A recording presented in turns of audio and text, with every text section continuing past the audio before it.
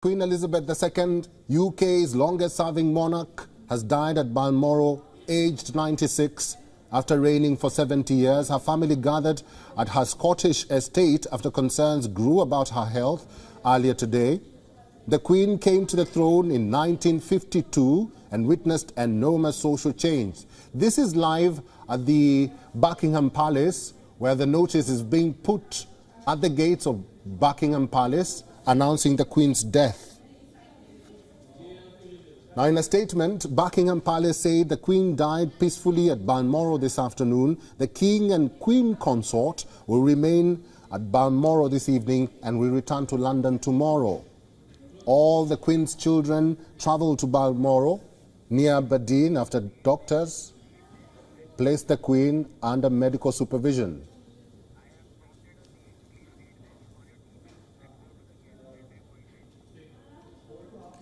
Well, Charles succeeds immediately as king per tradition. Again, Charles succeeds as king of Britain as tradition. Let's talk more about this latest development. We are now being joined by Andrew Whitehead from London. He is a historian, author, as well as a senior journalist. Welcome to We On. Probably you can tell us the latest unfolding in Britain. This is London Bridge is down. We are saying the Queen has died. What happens now? That's right. It's a very sad and sombre day here in London.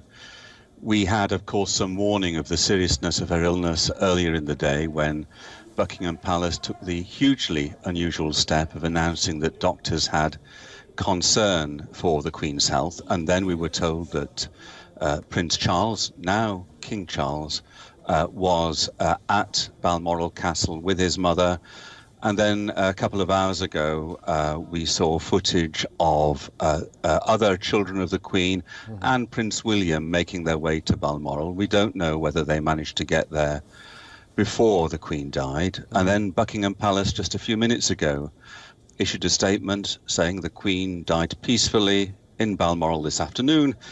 The King and the Queen consort will remain at Balmoral this evening and will then return to London tomorrow. And of course, this reference to the King, King Charles III, and the Queen consort, Camilla, is a reminder and a statement that the royalty, the royal house, the monarchy will continue in spite of the sad death of the Queen.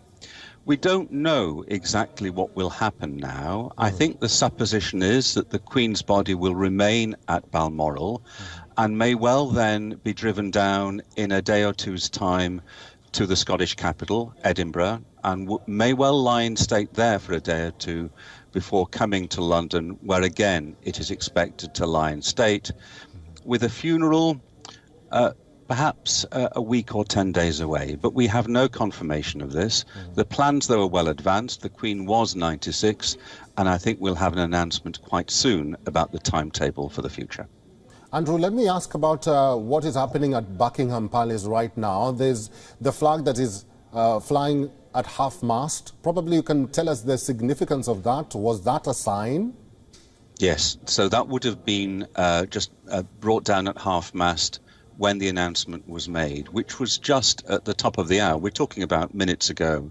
BBC has been playing the national anthem, which is always expected to do when a reigning monarch dies, though of course this is the first time this has happened for more than 70 years. There were already small crowds gathering at Buckingham Palace. There would have been much bigger if the Queen had been in residence, but there were small crowds gathering there because that of course is such a focus of the British monarchy.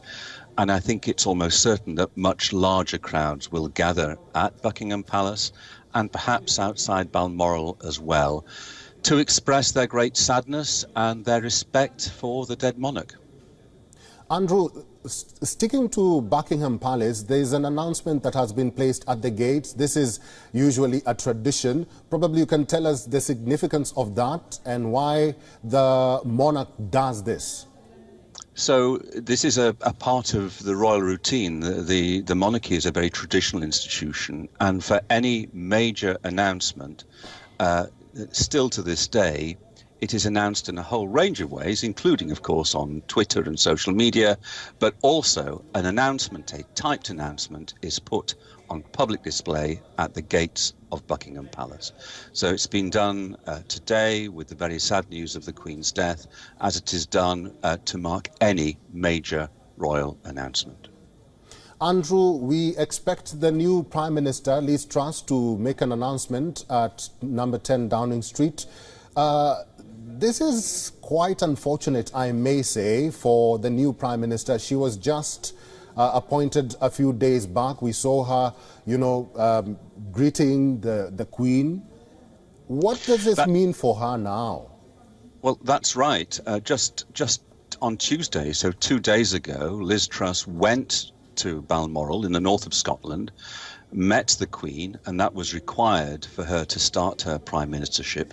She had to kiss hands with the Queen. There's no actual kissing of hands, but that's what the small ceremony is called.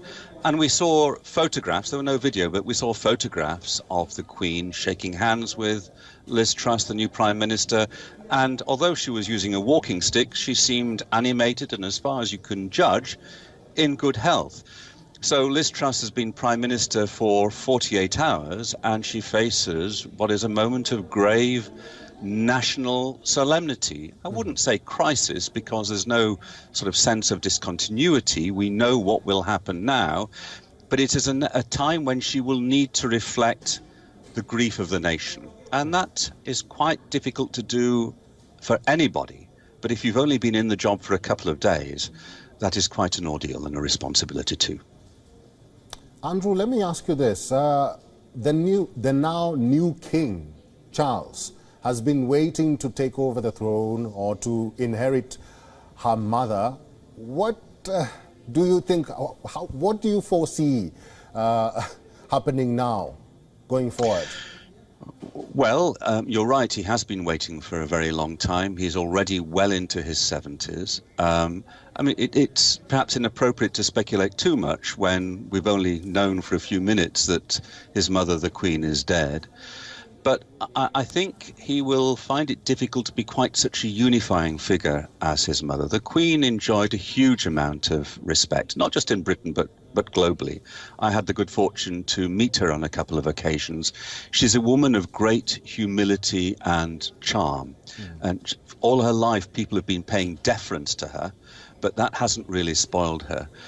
Charles is a slightly more controversial figure, partly because of his personal life, and he has in the past clearly tried to influence some aspects of governance because of his interest in the environment, for example, and in organic farming. And I think that is something that he will have to put aside if he wants to be the unifying national figure that his Queen has been. And of course, he has also responsibilities to the Commonwealth. There are about 14 other nations around the world for whom the Queen has been the head of state. And it will be interesting to see if all of them wish a new monarch also to remain their head of state. Well, Andrew, stay with me because I want us to talk more about this, and messages of condolences are streaming in from world leaders across the world following this news, following the passing of the Queen.